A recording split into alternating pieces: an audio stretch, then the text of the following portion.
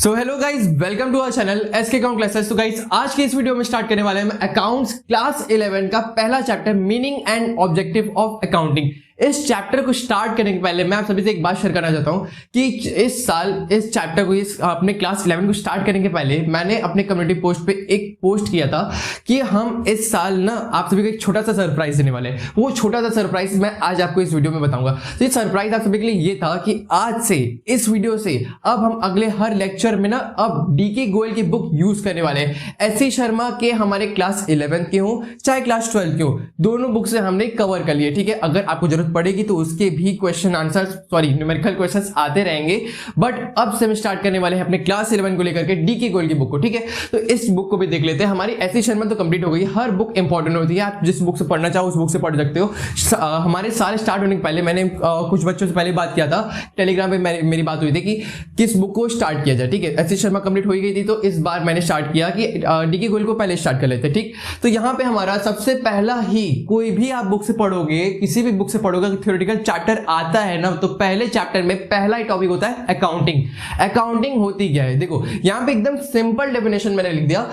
Accounting is the art of recording, classifying and summarising in a significant manner.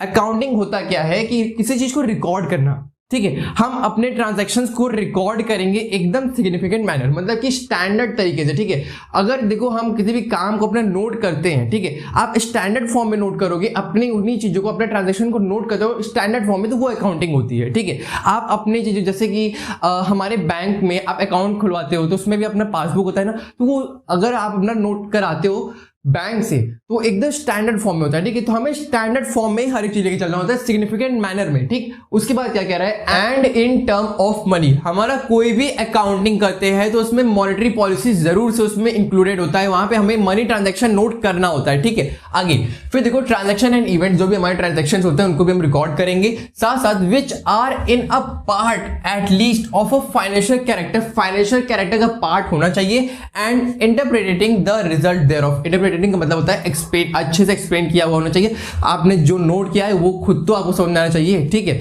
तो देखो उसके बाद क्या है ना, क्लासिफिकेशन ऑफ अकाउंटिंग। अकाउंटिंग के कुछ क्लासिफिकेशंस भी हैं जो हमको पढ़ना बहुत इंपॉर्टेंट है। देखो पहला ही आता है हमारा, accounting is a art as well as science. Accounting जो है हमारा वो आर्ट भी है, वो साइंस भी है। देखो हम कोई भी चीज प्रैक्टिकली उस चीज को करते हैं, सॉल्व करते हैं, तो हमारे आर्ट हो गया, थ्योरेटिकल वे में पढ़ते हैं तो वो साइंस है। ठीक है, आगे recording of financial transaction only. Recording किसका होता है, फाइनेंशियल ट्रांजेक्शन का होता है सिर्फ और सिर्फ। ठीक, उसके बाद recording in a term of money, money के भी टर्म में हम रिकॉर्ड करते हैं, वो भी हो गया। उसके बाद क्लासिफाई करते हैं उसको और समराइज कर देते हैं। सो नेक्स्ट टॉपिक है हमारा अकाउंटिंग साइकिल। देखो यहां पे मैंने आप सभी को अकाउंटिंग साइकिल समझाने के लिए एक पूरा साइकिल ही बना दिया। यहाँ पे एक सर्कुलर वे में किस तरीके से हमारे ट्रांजैक्शन नोट किए जाते हैं उसी को नोट कर दिया। ठीक है, तो देखो यहां पे सबसे पहला हमारा कोई भी ट्रांजैक्शन है उसको हम नोट करेंगे। ठीक है, तो क्या ट्रांजैक्शन हमारा हुआ, वो पहली चीज। ठीक है, कौन सा ट्रांजैक्शन हुआ वो। उसके बाद यहाँ पे हमारे जर्नल पे, तो देखो जर्नल एंट्री, ये सबसे इंपॉर्टेंट पार्ट होता है हमारा। पहला स्टेप होता है अपने ट्रांजैक्शन को नोट करने का। ठीक है,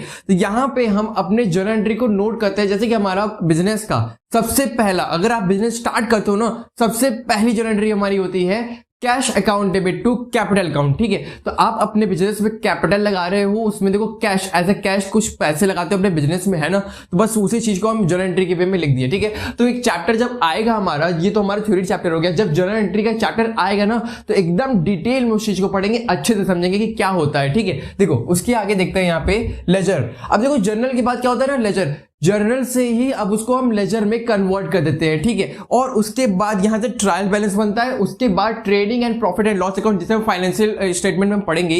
फाइनेंशियल स्टेटमेंट पूरा एक चैप्टर है, उसको तो हम पढ़ेंगे। ठीक है, और उसके साथ बनाते हैं लास्ट में बैलेंस शीट, जो हमारे एंड ऑफ द ईयर बनता है। इस बात को एकदम हमेशा याद रखना कि एंड ऑफ द ईयर पर, चाहे वो हमारा कैलेंडर ईयर हो, चाहे वो हमारा फाइनेंशियल ईयर हो, जैसे हमारा 1 अप्रैल टू 31 मार्च वाला होता है वो वाला ईयर हो, चाहे जो, ठीक है, तो वो हमारा एंड ऑफ द ईयर भी बनता है है बैलेंस शीट, ठीक है। उस बीच अब देखो उसके बीच में हमारे पास कुछ चीजें आती हैं जिसे हम कहते हैं सब्सिडरी बुक और special type of books.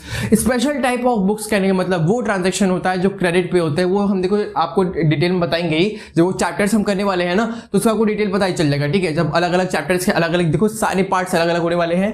Cash book का अलग चैप्टर आता है, उसके बाद जितने purchase book, cell book, purchase return हो गया, सेल रिटर्न हो गया, जितने पार्ट आते हैं ना वो उसी में जाते हैं। साथ साथ जनरल प्रॉपर भी आता है। देखो सब में हमारे डिफरेंस क्या होता है, इसमें हमारे कैश ट्रांजैक्शन जाते हैं, इसमें क्रेडिट वाले जाते हैं, ठीक है। बट इसमें भी कुछ केसेस अलग अलग होते हैं, वो भी बताऊंगा मैं, ठीक। उसके बाद जो आता है हमारा जनरल प्रॉपर। जनरल प्रॉपर क्या होता है? जनरल प्रॉपर हमारा वो होता है जो कि हमारा ना ही ये हमारा कैश बुक में जाता है ना ही हमारे इन सभी बुक्स में जाते हैं, ठीक है। मतलब वो सब्सिडरी बुक का पार्ट नहीं होता, उसको हम as a journal entry note करते हैं, जो हमारा स्पेशल ट्रांजैक्शन होता है जिसका अलग से हम एंट्री करते हैं, ठीक है। वो जब हमारा सब्सिडरी बुक आएगा ना तो उसमें क्लियर हो जाएगा आप सभी का डाउट। तो हम कवर करने वाले हैं अपने इस दो टॉपिक, इंपॉर्टेंट टॉपिक्स को, जो कि हमारा बुक कीपिंग और अकाउंटिंग, ठीक है। दोनों के बीच में डिफरेंशिएट करने वाले हैं कि दोनों क्या होता है, कैसे होता है, किस चीज में इनका डिफरेंशिएट होता है, क्या दोनों के बीच में अंतर है, ठीक है। तो एक छोटा सा एग्जांपल लेके चलेंगे, दोनों का अलग अलग एग्जांपल रहेगा और उसके हेल्प से हम दोनों तरफ को देखो डिफरेंशिएट करते हुए चलेंगे कहाँ कौन सा फर्क आ रहा है, ठीक है। तो देखो यहाँ पे बुक कीपिंग इंग्लिश हो सकते हो जर्नल एंट्री, ठीक है। और इधर अपने हम अकाउंटिंग में ले लेते हैं बैलेंस शीट, ठीक। इसका हो गया क्या जर्नल एंट्री, इसका हो गया बैलेंस शीट, एक एक एग्जांपल हो गया। अब देखो यहाँ पे हम ना फर्क देखते हैं क्या आता है। देखो सबसे पहला है प्राइमरी स्टेज। प्राइमरी स्टेज कहने का मतलब क्या होता है? प्राइमरी स्टेज मतलब हो गया कि कोई भी ट्रांजैक्शन आप नोट करते हो अपने जर्नल एंट्री में नोट करते हो, अभी मैंने बताया था, ठीक है। तो जर्नल एंट्री में हमने कोई भी ट्रांजैक्शन नोट किया, चाहे वो परचेज का हो, चाहे वो सेल का हो, आप क्रेडिट पे ले रहे हो या कैश पे ले रहे हो, ठीक है, कोई बात नहीं। तो हमारा पहला ट्रांजैक्शन अगर आप परचेज का आप करते भी हो तो क्या होता है, purchase account debit to cash. Purchase किया तो उसको डेबिट, कैश हमारे पास है क्या तो टू कैश, है ना। अब ऐसे उल्टा अगर सेल में करते तो उल्टा हो जाता है। क्या होता है, देखो हमारे पास कैश आता है, हमारे पास से गुड्स जाता है तो to sale, cash account debit to sale. ये तो हमारे देखो एकदम नॉर्मल छोटी मोटी चीजें भाई जर्नल एंट्रीज है। हमारा पहला बेसिक लेवल की चीजें होती है जो कि हमारा आसानी से कोई भी छोटे लेवल का भी है ना तो वो भी कर लेगा। जैसे देखो यहाँ पे दूसरा एग्जांपल है जूनियर स्टाफ। हमारे जूनियर स्टाफ भी अगर है ना तो वो आराम से नोट कर लेंगे, ठीक है। अब इधर देखो इसको हम सेकेंडरी स्टेज कहते हैं। इसको हम सेकेंडरी स्टेज क्यों कहते हैं? अब यहाँ पे हमने जर्नल एंट्री तो बना ली, ठीक है। अब जर्नल एंट्री की हेल्प से हम क्या बनाएंगे, यहाँ पे लेजर बनाएंगे। लेजर की हेल्प से हम क्या बनाएंगे, ट्रायल बैलेंस बनाएंगे। ट्रायल बैलेंस के बाद हम क्या बनाएंगे, स्टेटमेंट ऑफ पीएल अकाउंट बनाएंगे। उसके बाद क्या आता है, बैलेंस शीट। तो लास्ट में आता है हमारा बैलेंस शीट, मतलब कह सकते हो सेकेंडरी स्टेज वर्क होता है, ठीक है। और उसके बाद इसमें क्या होता है, सीनियर स्टाफ की जरूरत पड़ती है भाई। सीनियर स्टाफ कहने के बाद कि हमें अच्छे मतलब हाई नॉलेज वाले पर्सन की जरूरत पड़ती है जिसको अच्छी खासी नॉलेज है बैलेंस शीट के बारे में या फिर कंपनी के बारे में कह सकते हो, ठीक है। एसेट्स क्या होता है, लायबिलिटीज क्या होता है, जिसको अच्छे से पता है वही कर सकता है ना। उसके बाद देखो क्या है, लिमिटेड लेवल ऑफ नॉलेज। कहने का मतलब अगर कोई भी ट्रांजैक्शन नोट कोई कर रहा है परचेज का, सेल का, तो उसको अगर थोड़ी बहुत नॉलेज है, उसको पता है कि परचेज की एंट्री कैसे होती है, सेल की कैसे होती है, वो कर लेगा भाई, आराम से कर लेगा। तो एंट्री बहुत इजीली हो जाएगा, ठीक है। और यहाँ पे हाई लेवल लैंग्वेज चाहिए होती है। क्यों हाई लेवल लैंग्वेज? इसलिए जरूरत पड़ती है कि एसेट्स क्या है, लायबिलिटीज क्या है, हमें जानना बहुत जरूरी है। एसेट वो है जो हम अपने कंपनी में यूज करते हैं ना, बाई एसेट। जैसे हमें कोई चीज की जरूरत पड़ी, हमें इतना स्टॉक चाहिए तो वो हो गया। और क्या हो सकता है, हमें कुछ स्टॉक में जैसे हमें ट्रांसपोर्टेशन के लिए कोई कार चाहिए तो वो ले लिया, बिल्डिंग चाहिए, ठीक है। ये सारी चीजें हो गई। हमारी लायबिलिटीज क्या होती हैं भाई, हमारा कर्जा, लोन लोगे, बोलो लोन लेके बिजनेस स्टार्ट करते हैं तो वो हो गई, ठीक है। तो क्रेडिटर्स हो गए, तो ये सारी चीजें आती हैं इसमें, ठीक है। उसके बाद देखो यहाँ पे हमारे एसेट्स में आप एक और चीज देखो कि बहुत कॉमन रहता है, वो मशीनरी होता है। तो याद रखना कि मशीनरी की हमें जरूरत पड़ी, प्लांट मतलब ग्रुप ऑफ मशीनरीज, ठीक। चलो उसके बाद क्या है, नॉट रिक्वायर एनालिटिक्स स्किल। इसमें एनालिटिक्स स्किल्स की जरूरत नहीं पड़ती है, इसमें जरूरत पड़ती है, ये याद रखना, ठीक। उसके बाद यहां पे देखो इसके लास्ट पॉइंट क्या कह रहा है, मेंटेन अ सिस्टमैटिक रिकॉर्ड। हम यहां पे सिस्टमैटिक रिकॉर्ड बनाते हैं, ठीक है। जैसे कि हम तो ऐसे सीधे सीधे भाई लिख तो सकते थे, हाँ ठीक है परचेज तो कर लिया हमने, गुड्स परचेज कर लिया, गुड्स सोल्ड कर दिया, ठीक है भाई कर लिया। बट यहां पे हमें सिंपली एक लाइन थोड़ी लिखना है, हम सेंटेंस थोड़ी बना रहे हैं, पैराग्राफ में थोड़ी लिखते हैं। सिस्टमैटिक रिकॉर्ड होता है, अच्छे खासे तरीके से हम इसको रिकॉर्ड करते हैं, ठीक है। जर्नल एंट्री में रिकॉर्ड करते हैं अच्छे तरीके से, ठीक। फिर उसके बाद देखो यहाँ पे क्या है, financial position of a business. Financial position of a business क्या होता है, हम अपनी फाइनेंशियल पोजीशन चेक करते हैं कि हमारा पिछले साल जो बिजनेस में हमारा कितना प्रॉफिट हुआ था, इस साल कितना हुआ।